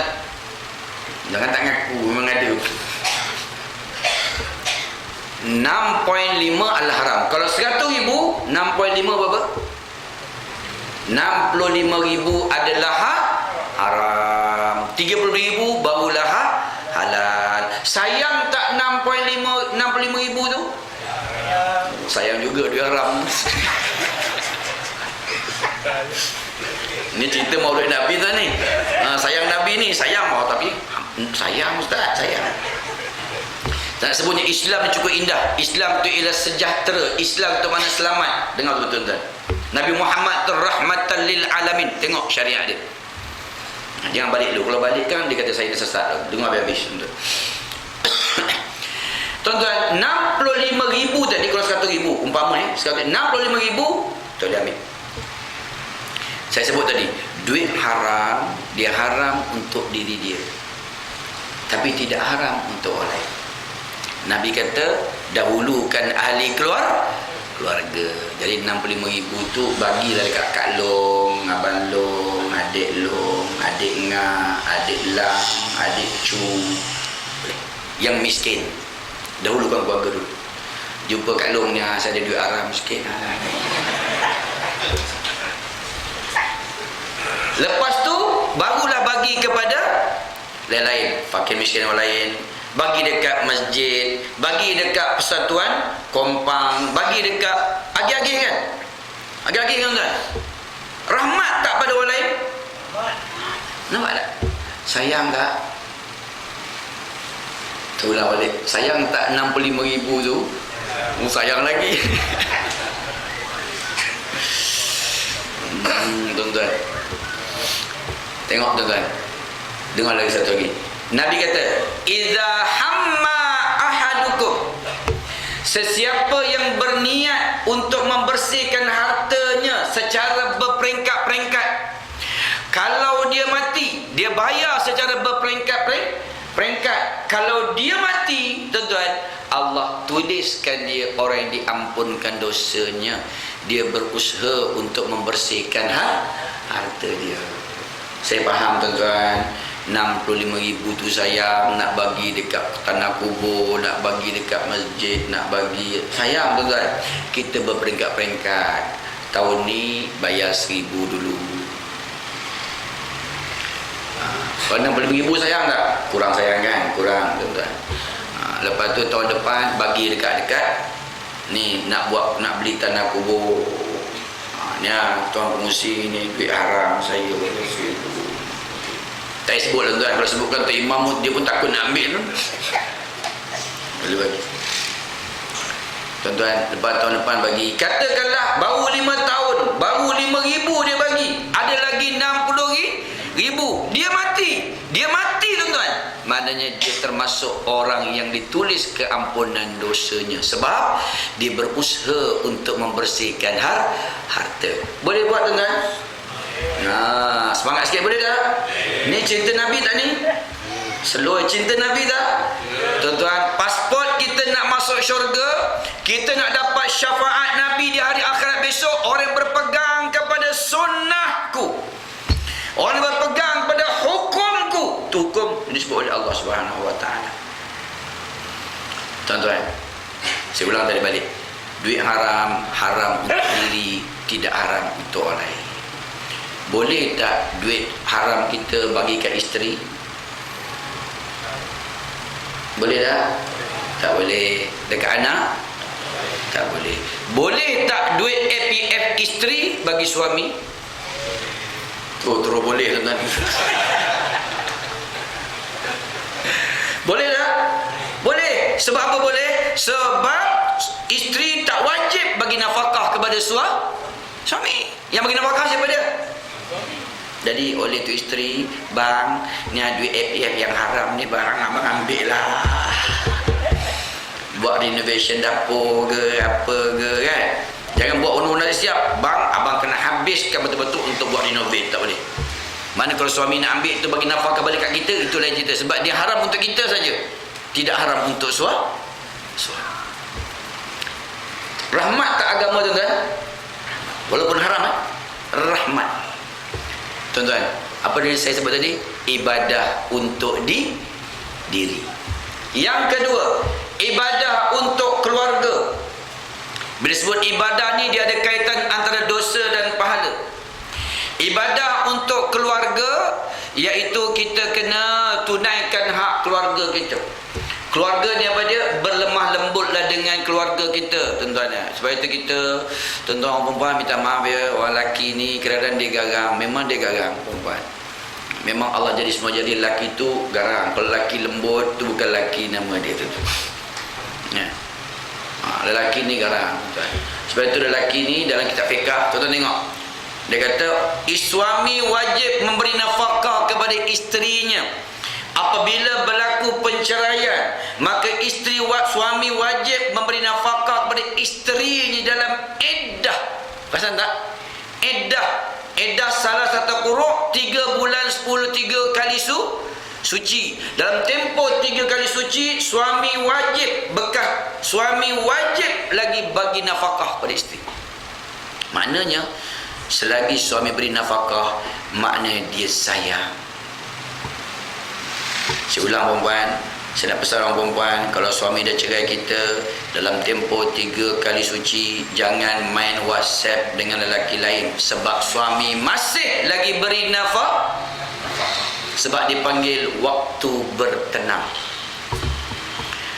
Waktu 3 bulan ni waktu bertenang, tuan. Masa bercerai tu dia nak marah. Dah lama cerai dia boring betul. Ya Allah, lepas cerai ni boring betul. Nak marah tak boleh, tak ada apa nak marah. Boring betul. Suami pula, mak, tuan buat air, alamak dah cerai. Baru terfikir dulu masa ada isteri marah kan. Bila dah tak ada, baru terasa Allah, butang baju Melayu entah ke mana, tak jumpa kat mana, stokin tak tahu mana. Orang lelaki ni kadang-kadang banyak barang tempat dia tak tahu, bini tahu kat mana. Dia cari pakai nak agak, besok pun tak jumpa, tuan-tuan. Kan? Dia dah cerai, baru tahu Allah susahnya. Ya Allah, tengok sayap seluar saya ni ada 2 sayap. Ya Allah, dulu 1 baru terasa. Hati ni serujuk tu. Sebab tu dia wajib lagi memberi nafkah. Saya ulang, tuan-tuan. Waktu penceraian dalam iddah, waktu bertenang. Orang perempuan jangan main WhatsApp lagi dengan lelaki lain. Hantar, saya dah cerai dah clear. You nak Aina pun no problem, boleh dah. Belum, dalam tempoh iddah. Sebab itu bila suami beri nafkah, maknanya dia masih sayang. Sebab itu orang perempuan, kalau suami masih lagi beli beras, beli ikan, beli kopi, beli gula, dia sayang. Memang orang lelaki ni, especially orang Melayu, payah nak ucapkan kalimah I love you. Susah, betul. Ada cik suami cakap kita, Tadi nangis surau, "Mah, I love you." Ada. Tak ada lah. I love you too, harapan memang tak ada. I miss you too, memang tak ada langsung, tuan-tuan. Tak ada. Jadi bukan dia tak sayang, selagi diberi nafkah makna dia sayang. Faham ibu-ibu? Slow ya, faham? Slow ya bunyi, faham? Jangan marah ya. Lelaki memang Allah anugerah dia begitu. Memang lelaki ni dia di rumah dia banyak diam. Perempuan dia suka cakap. Itu kena terima realiti. Orang lelaki ni di rumah banyak dia, tapi di pejabat dia paling banyak cakap. Tuan-tuan, dekat kedai kopi dia paling banyak cakap. Sebab itu orang lelaki balik rumah dia, betul cik? Ya, suami balik, isteri bandar. Isteri dia nak cakap, dah makan? Dah, patut. Makan apa? Kat masjid tadi. Makan apa? Adalah. Mesti tak dapat makan, dah habis. Lelaki memang gitu kan, sebab kota bercakap dia dah habis. Dia dah bercakap kat luar, dia cakap kedai mamak, dah bercakap kat sana, dah habis dah. Dah faham, tuan-tuan? Okey. Dia panggil ibadah untuk keluarga. Saya ringkaskan, panjang tuan. Yang ketiga, ibadah untuk masyarakat. Ada orang, tuan-tuan, excellent dekat masjid. Dia sembahyang bagus, tak jaga aurat bagus, semua bagus. Dengan keluarga pun bagus, tapi dengan masyarakat tak ada. Orang gotong royong dia tak keluar. Orang terlibat KKRT dia pun tak keluar. Dia tak ambil tahu deki dia, tapi rajin ke masjid, sembahyang bagus. Dia bermasalah dalam ibadah bermasyarakat. Ada orang pula, tuan-tuan, dekat masyarakat bagus. Tuan-tuan, kat rumah masalah. Kalau dekat buka luar kan, kalau dia meninggal dia sama dulu. Bagus datang. Kalau ada rumah terbakar dia sama dulu. Kalau orang minta nawai, bismillahirrahmanirrahim. Tang bini dia bang, ni lengah-lengah tawa sikit dia. Tak dibuat-buat sampai seminggu hari tu di situ, tak tawa-tawa lagi. Dia ada masalah dekat keluarga. Kita nak balance antara ibadah diri, ibadah keluarga dan ibadah masyarakat. Apa Nabi sebut tadi? Wal jaril junubi was sahibi bil jambi wa ibnis sabil. Orang yang berbuat baik kepada jiran tetangga. Bila sebut jiran ni, tuan-tuan, dalam kitab Mau'izatul Mukmin atau bimbingan mukmin, jiran ni 40 kanan, 40 kiri, 40 depan, 40 belakang, 40 atas, 40 bawah. Hui, jenuh je. Kalau duduk rumah flat, jenuh. Jiran. Kita kena tunaikan jiran ada 3 hak. Ada orang kena tunaikan 3 hak. Ada orang kena tunai 2 hak. Ada jiran yang kena tunai 1 hak. Apakah jiran 3 hak? Dia juga jiran 40 kanan, 40 kiri, 40 atas, 40 bawah, 40 depan, 40 belakang. Dia juga adalah ahli keluarga. Dalam 40 tadi, dia ada ahli keluarga kita. Kena tunaikan hak keluarga pula. Kemudian dia juga adalah Muslim. Tunaikan hak Muslim. Yang jiran saja ni, dia jiran 40 kanan, 40 kiri, tetapi dia bukan Islam, dia bukan keluarga, dia bukan Islam. Kena tunaikan hak jiran. Apa dia hak jiran? Yang Nabi SAW sebut, tuan-tuan, hak-hak jiran itu, iaitu dalam hadis menyebut, kalaulah satu tiang rumah kita ni, tuan, pagar sepadan dengan dia satu pagar, orang duduk rumah teres kan dia ada pagar kan, dan atas pagar tadi, tuan, ada tiang tadi, dia letak tiang dia sandar dekat tiang kita, itu masih lagi hak dia, kena tunaikan. Jangan marah dia. Boleh faham tak? Tiang kita, tiang dia sandar dekat tiang kita. Jangan sampai roboh pula, kan? Dia nyandar. Itu masih hak jiran. Saya boleh baca kitab Mau'izatul Mukmin ni, bukan, kita tak sampai pun 10% tunaikan hak jiran. Tak sampai, perempuan. Apa kata Nabi kata? Kata Nabi, Jibril berkata, kalaulah Islam membenarkan jiran itu boleh mewarisi harta, berilah kepada jiran. Jibril kata kalaulah nak menunjukkan jiran ni terlalu akrab. Sebab itu tuan-tuan, jangan marah dengan jiran, tunaikan hak dia. Saya tanya tuan-tuan, jawab ikhlas. Katakanlah pagar kita sama pagar dia, tiba-tiba dia letaknya penyapu atas pagar tu, kita marah tak? Kita marah tak? Tak marah. Apa kalau penyapu letak atas pagar kata? Itu masih hak dia, kena tunaikan. Kita ini bergaduh tuan pasal tu, nampak tak? Sebenarnya masih hak dia. Jangan menyakiti hati dia. Sebab itu Nabi kata apa lagi? Kalau memasak, hendaklah banyakkan kuah dia, kerana kita telah menyakiti hati dia. Sebab bila kita memasak tuan-tuan, bau tu sampai tak ke rumah dia? Kalau sampai, Nabi kata banyakkan kuah dia, bagi dia. Sebab bau tadi menyakiti hati dia. Itu belum lagi tuan-tuan durian. Kita makan sedap, durian jiran sebelah, ya Allah durian hujung bulan nak tu Allah. Tuan-tuan nak buat durian ni tuan, hati-hati, tunaikan hak dia. Kalau beli, jangan bawa kulit balik, masuk dalam tapau, tutup elok-elok, bosok kabur banyak-banyak, jangan bagi bau keluar.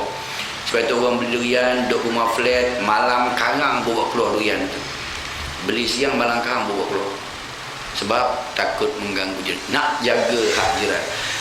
Tak terbuat kita tuan ya. Memang tak terbuat tuan. Itu belum bau durian. Katakanlah kita goreng ikan pekasam. Sampai mana bau dia tuan-tuan?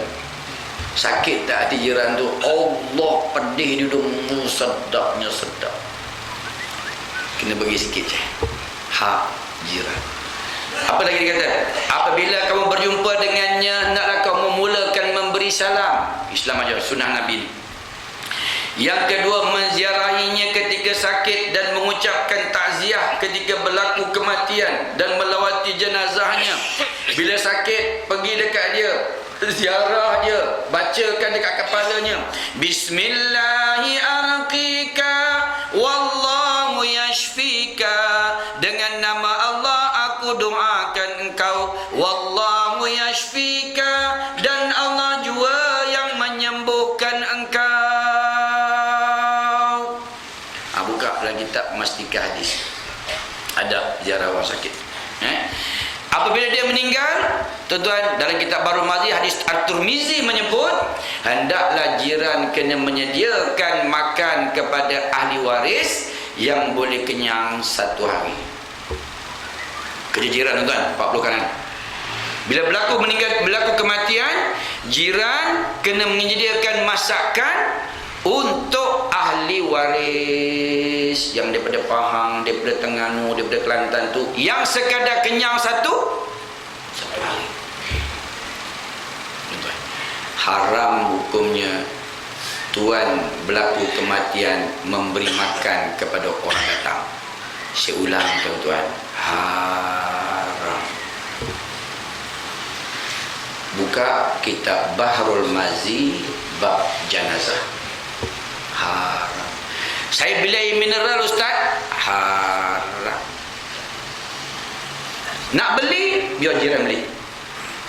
Itu hak jiran. Hak jiran. Sebab meninggal ni fardu kifayah. Katakanlah dia meninggal hujung bulan. Hari ni tuan-tuan, kalau tak ada 250 jangan mati. Sini berapa saya? Kain kapan? Berapa saya? 300 campur ke bumi, kubur 400,500. Tak ada 400,500 jangan mati. Sebab tu jabatan kuasa buat khairat kematian, sebab untuk menyelesaikan masalah fardu kifayah tu. Sebab itu orang dulu tuan-tuan, bila meninggal dunia dia bubur Kampung saya tuan dibubuh tin biskut. Tin biskut yang ada kaca. Ada kaca. Ya. Tujuan buah ada kaca nak beritahu duit tak penuh lagi. Itu tujuannya. Orang dulu kreatif kan. Dia bocek ni. Ya. Lepas tu kat sebelah orang meninggal tu dia bubuh jak air kan. Ada kat sini? Bubuh jak air. Dalam jak air tu pula ada dia bubuh kain putih. Itu tuan-tuan petua. Orang tua punya strategi bijak lah. Tujuan dia bila bubuh kain putih tu ada muslihat dia. Bila kita baca Yasin, Yasin wal Qur'anil Hakim innaka laminal mursalin ting osik dia masukkan. Contohnya kan. Sebab itu dia bubuh kain tu. Dia bubuh kain putih supaya jatuh tu tak berbunyi. Tu kreatif orang tua kita dulu tuan-tuan. Jadi tuan-tuan, sebab itu bila duit yang itulah yang nak memandi, mengkafan dan tapi hari dah ada akhirat kematian, selesai masalah. Mana ceritanya tuan? Jiran menyediakan makan pada ahli waris. Minta maaf tuan, dulu orang Melaka, dulu orang Melaka, orang tempat saya kalau meninggal dunia, dia buat air teh tau. Saya kecil tu, dia buat air teh tarik 1, 2, 3 cerik. Lepas tu dia beli biskut lutut. Tu biskut lutut yang panjang tu lah, yang disira gula kan. Dia panggil biskut lutut sebab dia rupa macam kepala lutut. Kalau kampung saya panggil kepala berayim. Biskut kepala berayim. Sebab kat kampung saya nama berayim tu macam tu lah kepala dia rupa kan. Biskut kepala berayim. Tuan tanya Tan Sri siapa? Biskut kepala berayim, dia kata kan. Dulu tuan-tuan, orang buat air, kemudian dia bagi orang ziarah orang meninggal dunia tu. Dosa Syekh. Dosa tuan-tuan. Tetapi kalau jiran buat, tak apa. Dia kata jiran kena memberi makan kepada ahli waris yang sekadar kenyang satu hari. Boleh tak tuan-tuan kita masak dekat rumah orang meninggal dunia? Boleh tak? Boleh, tak ada masalah. Tetapi baiknya jangan mengganggu kesedihan dia. Sebab bila kita masak rumah dia, ialah tuan-tuan meninggal pukul 3 pagi, basuh pinggan tak basuh lagi, dah lah penuh dekat singki kan. Kawan tengah sedih, Yasin wal kutumpang rompang basuh pinggan, aku nagalamina kakak garam mana garam ganggu. Sebab itu baiknya gumaji jiran. Tuan-tuan, ini hak jiran tu, memberi makan kepada ahli waris ketika berlaku tuan-tuan. Tapi kalau kita nak beli air mineral untuk orang hari tu panas kan, kalau boleh jangan tuan rumah. Jangan tuan rumah. Sebab tuan rumah ni masalah dia, dia meninggal hujung bulan. Tuan-tuan, hujung bulan dengan duit tak ada. Mula mikir, ya Allah, dalam meninggal, tak nak kubur lagi, ya Allah, ni mandi lagi, ya Allah, kain kapan, ya Allah, duit ada RM2, ya Allah. Itu dia panggil fardu kifayah. Tapi baguslah kita buat khairat kematian tu satu benda yang sangat bagus, menyelesaikan masyarakat. Kemudian yang ketiga, jangan terlalu banyak bertanya al-ihwalnya. Sesama jiran ni tuan-tuan, kita jangan bertanya banyak hal ihwal dia. Tanya sikit-sikit dah. Apa cerita anak yang nombor 3 SPM itu?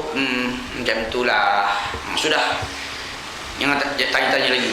Dapat berapa? Macam itulah. Berapa kak? Budaknya memang saya jumpa beberapa kali kak, tak pergi sekolah. Ada masalah saya. Tanya sikit-sikit sudah. Yang lebih-lebih. Sebab itu bila pergi rumah jiran, tuan-tuan jangan banyak bertanya apa yang ada dalam rumah dia. Kita tengok panggil ni baru punya ni, ada lampu tu kat tengah, kat mana beli? Jangan tanya. Tengok dia. Sebab itu bila pergi rumah jiran, jangan berdiri depan pintu dia, berdiri sebelah kanan dia. Jangan tengok aurat kepada jiran kita.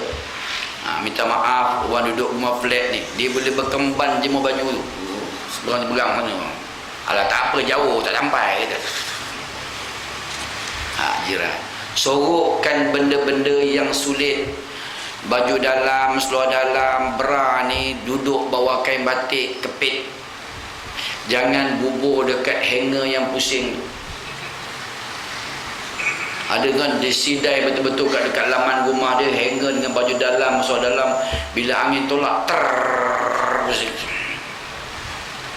adab jiran. Kita berlalu tengok, ya Allah, XXL, Allah. Adab jiran. Ya, dan juga memaafkan segala kesalahan dan kesilapannya. Tuan-tuan, tak boleh kita nak mengajar pada jiran. Kita minat gegar vaganza sekalipun jangan buka kuat-kuat. Ni gegar vaganza ni malam ni final ni, Nana. Kawan sebelah tu bawa balik kerja dengar Nana menyanyi. Aku nak tidur. Buka sekadar tu je.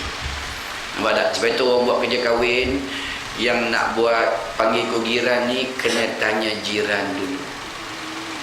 Ya, jangan main buat. Ada minta maaf kadang-kadang kita buat kerja kahwin ni, kita panggil jiran sampai orang sebelah nak cakap tak boleh. Agak-agak lah tuan-tuan, bunyi muzik tu, ini bunyi sebagai nak rak, berdentum-dentum. Kita nak jumpa orang, nak bercakap dengan menyanyi. Tak, bukan sini, tempat lain. Agak-agak dengar tak dengar tuan-tuan. Muzik ni untuk menggambarkan kegembiraan sudahlah. Ini macam nak pecah tuan-tuan. Nak bercakap pun apa? Sampai tak dengar cakap apa. Jiran. Hak jiran. Walaupun kita nak berdakwah kepada jiran sekalipun, kita nak suruh dia dengar tuan-tuan, forum agama kita buka kuat-kuat. Bagi dia dengar sikit, ni dakwah. Kita tak tahu malam tadi dia kerja malam, siang dia nak tidur. Tengok kita sudah. Hak dia. Kemudian sentiasa berlemah lembut dengan anak-anaknya, bersikap tolong-menolong jiran, tidak menyakiti hati jiran, dan tidak terpengaruh dengan ghazwatul fik, elakkan rumas di kalangan jiran. Tuan-tuan. Baik. Ibadah apa tuan? Ibadah untuk masyarakat. Wa'budullaha wa la tusyriku bi syai'a wa bil walidaini ihsana wa dzil qurba wal yatama wal masakin wal jari zil qurba, dan berbuat baiklah kepada jiran. Ibadah berkaitan dengan masyarakat. Yang keempat, ibadah yang dikaitkan dengan negara. Apa sumbangan kita untuk negara? Saya tanya tuan-tuan punya sumbangan untuk negara hari ini apa dia? Tuan-tuan bantu negara apa dia? Bayar GST. GST tuan-tuan bantu kerajaan. Bantu kerajaan. Sebab para ulama menyebut bahawasanya wajib rakyat membantu kerajaan. Sebab ulama kata, sebab kalau tak ada GST, negara kita akan menghudung dan menyebabkan negara-negara asing akan melabur, dan pelaburan orang negara kita dah takut. Pemerintah dah tak ada kuasa, maka wajib bagi rakyat. Itu jumhur ulama. Tetapi pendapat Imam Malik menyebut haram meminta pada rakyat selagi pemimpin negara tidak menjual harta mereka. Dari dua kaul tu. Tapi kita Malaysia ambil kaul yang kedua tu, iaitu mengambil rakyat membantu negara. Tak apalah, adalah sumbangan kita ibadah untuk negara. Ringkasnya, yang akhir sekali tuan-tuan, iaitu ibadah untuk ummah. Apakah ibadah untuk ummah? Apa peranan kita tuan-tuan untuk Gaza? Apa peranan kita untuk mengembangkan ekonomi di tempat kita? Apa peranan kita untuk menyelesaikan masalah fardu kifayah di tempat kita? Antara di tanah kubur lah. Apa semua kita? Yang Nabi sebut tuan-tuan, orang yang meninggal dunia, si mati dapat manfaat. Apa dia? Yang pertama, waladun soleh, doa daripada anak yang soleh, si mati dapat manfaat. Yang kedua, sadaqatin jariyah, sedekah jariah dia masih hidup. Yang ketiga, au ilmun yuntafa' bih, ilmu yang bermanfaat. Imam Nawawi Nawawi sebut dalam hadis Muslim. Yang keempat, au masjidan banahu, orang yang buat masjid semasa hidup, tuan-tuan. Semasa dia dah meninggal dunia, anak dia belikan satu lot nak buat masjid untuk arwah. Si mati dapat manfaat. Sebab Nabi sebut au masjidan banahu.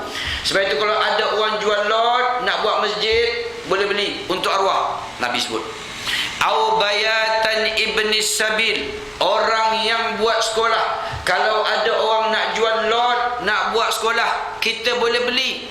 Sebab si mati akan dapat manfaat. Walaupun orang tu dah mati, bukan harta dia, kita berniat untuk si mati. Yang keenam, iaitu au mushafan warasah, Al-Quran yang diwasiatkan. Maknanya dia buat wakaf Al-Quran kat masjid atau kat mana-mana. Orang wakaf Quran dekat Masjid Nabawi, dekat Masjidil Haram.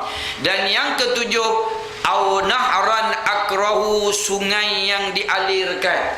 Orang dulu tuan-tuan buat padi, dia buat longkang, air tu mengalir, si ujung dapat air. Kita niatkan aku buat longkang ni untuk Pak Long aku dah meninggal, Mak Long aku dah meninggal, si mati dapat manfaat. Saya sebut tuan dalil qat'i dari 7. Hadis Bukhari, sadaqatin jariyah, sedekah jariah masa hidup. Yang kedua, waladun soleh, doa daripada anak yang soleh. Yang ketiga, au ilmun yuntafa' bih, ilmu yang bermanfaat. Dia mengajar hari ni tuan-tuan, orang manfaatkan ilmu yang diajar tu, si mati dapat manfaat. Hadis Muslim, au masjidan banahu, orang buat masjid. Au bayatan ibni sabil, orang buat sekolah. Saya nak sebut, orang buat sekolah, orang buat masjid, jual lot untuk orang mati, kita boleh ambil, si mati dapat manfaat.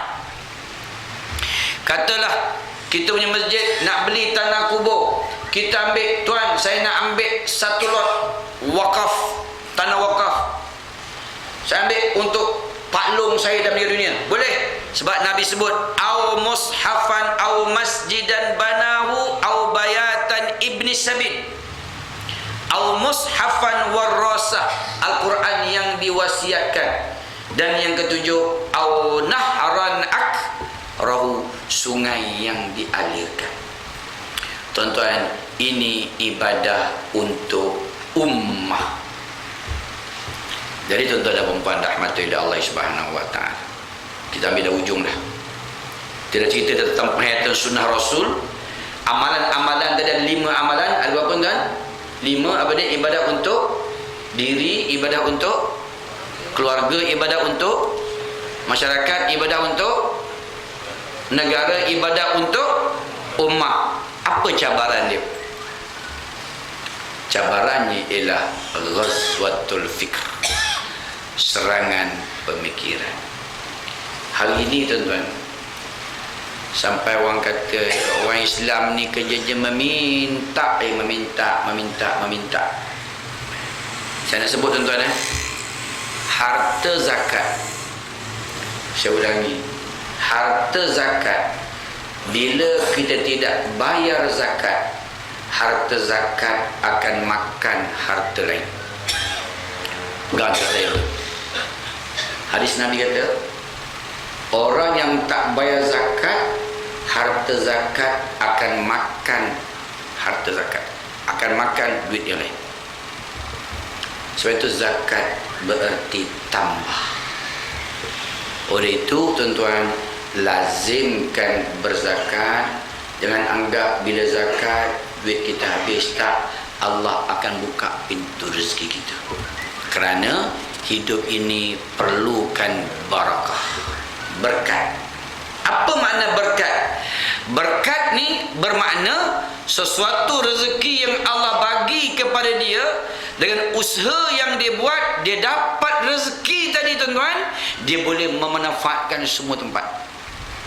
Dia boleh manfaatkan untuk diri dia, dia boleh manfaatkan untuk keluarga dia, dia boleh manfaatkan untuk masyarakat dia, dia boleh manfaatkan untuk ummah dia, dia boleh manfaatkan untuk negara dia.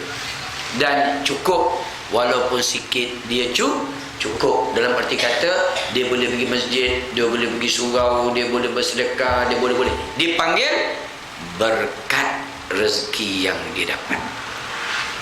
Tapi tuan-tuan, kalau manjang tak cukup, banyak pun tak cukup, sikit pun tak cukup, kena fikir-fikirkan, adakah rezeki aku ini berkat? Bukan saya kata, Imam Nawawi kata rezeki itu tidak berkat. Tuan-tuan renung baik-baik. Kadang-kadang tuan-tuan masalah kita ni bertimpa. Mula-mula hari tu rumah terbakar. Lepas rumah terbakar anak meninggal. Lepas anak meninggal suami pula meninggal. Lepas suami meninggal kereta pula aksiden. Betulkan kereta pula exhaust patah. Lepas betul exhaust bateri pula kong. Berturut-turut kena fikirkan, adakah rezeki kita berkat? Macam mana nak mengelak, nak dapatkan barakah rezeki ni? Membudayakan bersedekah.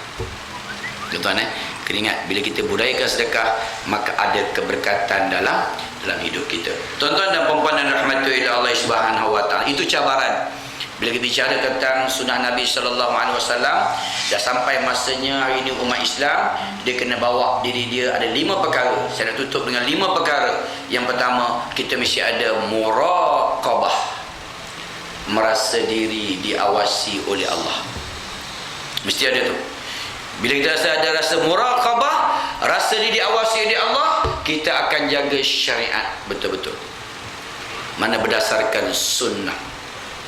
Cabaran yang dihadapi itu ujian. Allah nak angkat dia punya dosa. Allah nak angkat martabat dia. Illa rafa'allahu biha darajah. Yang kedua, dia mesti ada muhasabah. Selalu hisab diri kita.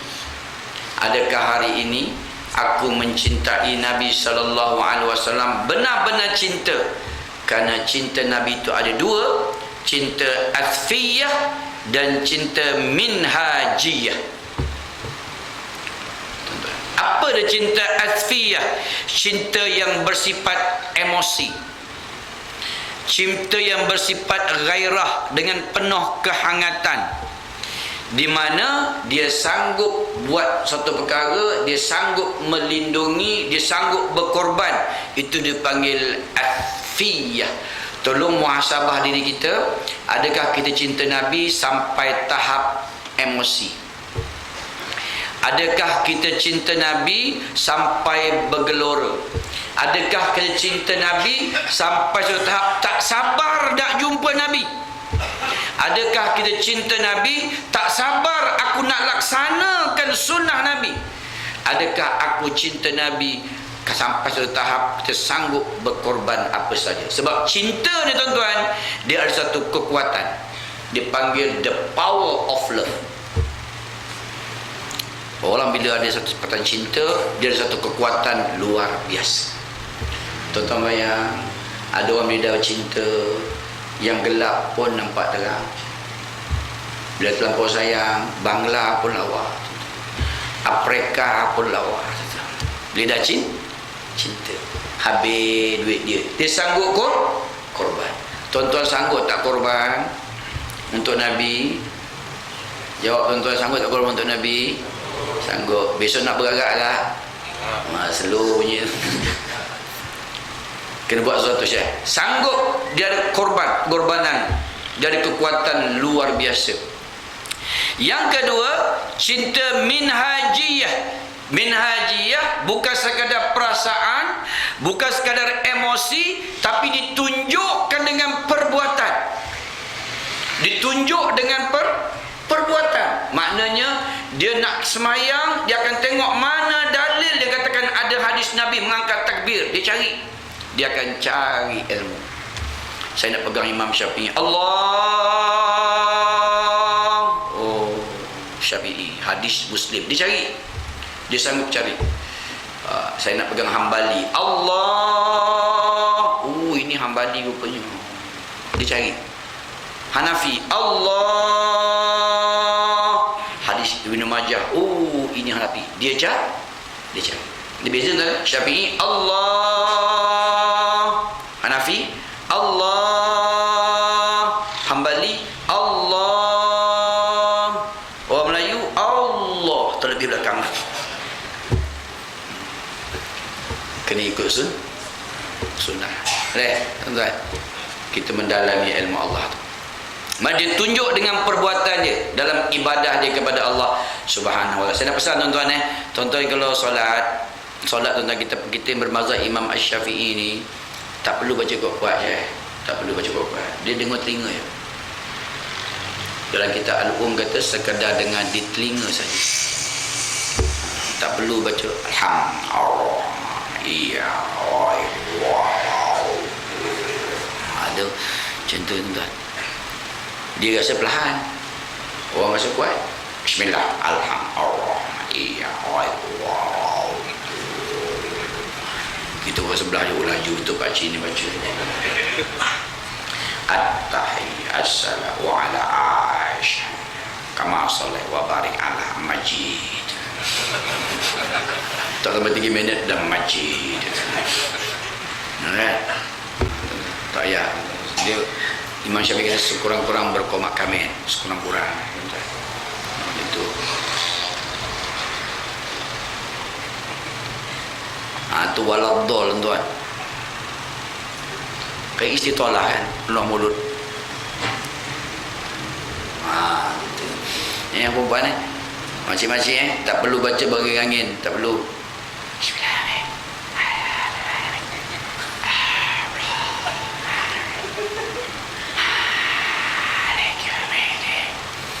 Tadi makan petai 2 papan. Tak perlu. Cinta asfiyah, kita bisa ada muhasabah. Ada apa 3 muraqabah, yang kedua muhasabah, yang ketiga mujahadah. Sungguh-sungguh kita buat dalam perkara yang diperintahkan oleh Allah SWT. Sungguh-sungguh jaga syariat, sungguh-sungguh jaga solat, sungguh-sungguh jaga puasa, sungguh-sungguh tuntut ilmu. Mujahadah. Yang keempat, muaqabah. Apa dia muaqabah? Sifat menghukum diri. Kita bisa sifat menghukum diri sebab kita ni tak sempurna tuan-tuan. Kullu bani Adam khata'. Setiap anak Adam tu buat dosa. Apa kita buat? Hukum diri kita. Bagaimana? Banyakkan amalan-amalan sunat. Satu. Yang kedua ni tak silap saya bulan Maulid Nabi ni ada buat qiyamul lail. Cari tempat-tempat qiyamul lail. Kita ada sifat muaqabah. Infakkan harta kita. Sebab tuan-tuan, kita infakkan harta kita menutup kepada benda-benda kecil, benda-benda yang kita terlanggar ni, tersilap tu tutup. Muaqabah. Dan yang akhir sekali, kita mesti ada mu'atabah. Apa dia mu'atabah? Sifat mencela diri.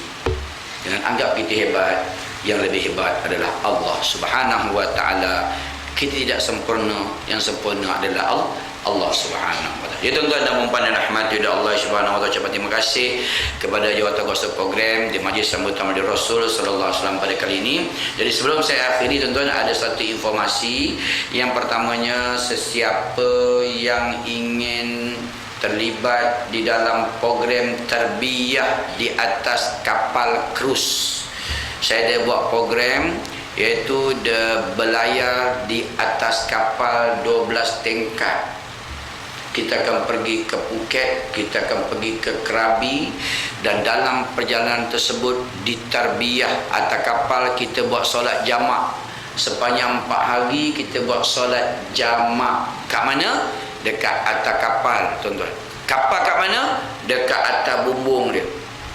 Mana kita nak semayang waktu maghrib, masa matahari nak naik tu. Oh, nampak matahari nak jatuh kan? Indah, nampak laut biru. Senang tuan. Tarbiyah atas kapal sangat baik. Kerana apa? Sebab dia tak ada buat apa atas kapal. Nak bayar bil pun tak boleh, nak apa pun tak boleh. Nak tarbiyah cukup baik. Baru ini saya bawa program dengan Puan Sri Zabidah, bekas kita punya CM lakunya isteri, bersama dengan kumpulan dia, iaitu seramai 80 orang.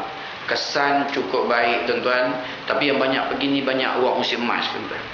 Lama-lama kan. Tapi di sana tuan-tuan kita tarbiyah Sana mewah tuan-tuan, saya sebut mewah. Ada kolam renang 12 tingkat, tuan bayang 12 tingkat. Ada kolam renang siap, bilik mewah, ada batap udang besar-besar ni. Mewah. Jadi program ni dipanggil program pelayaran Islami.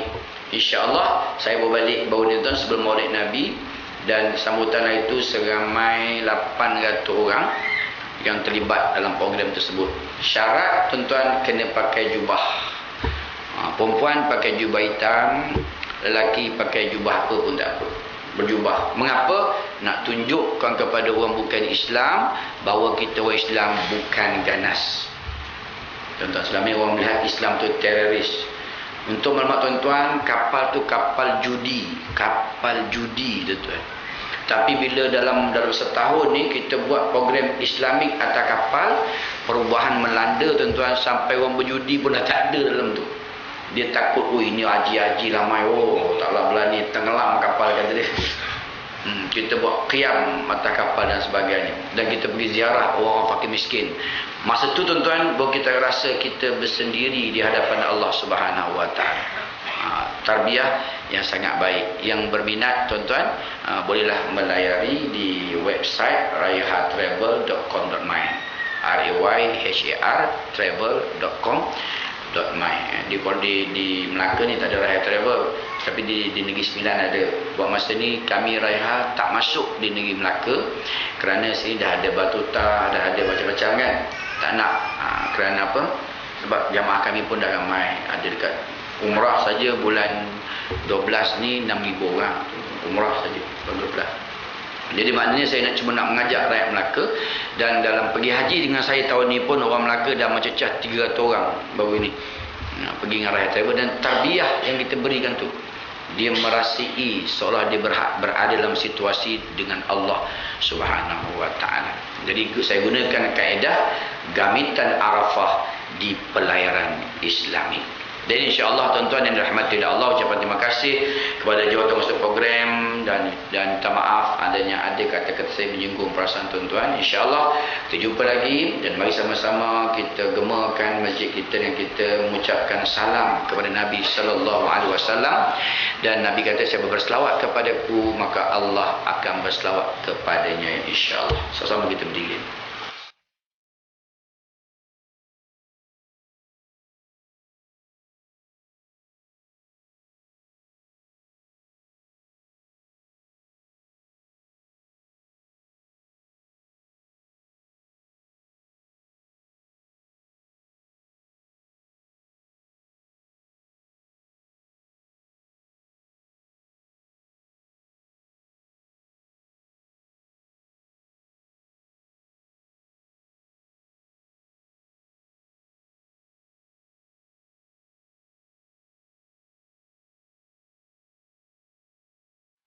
Raise our hands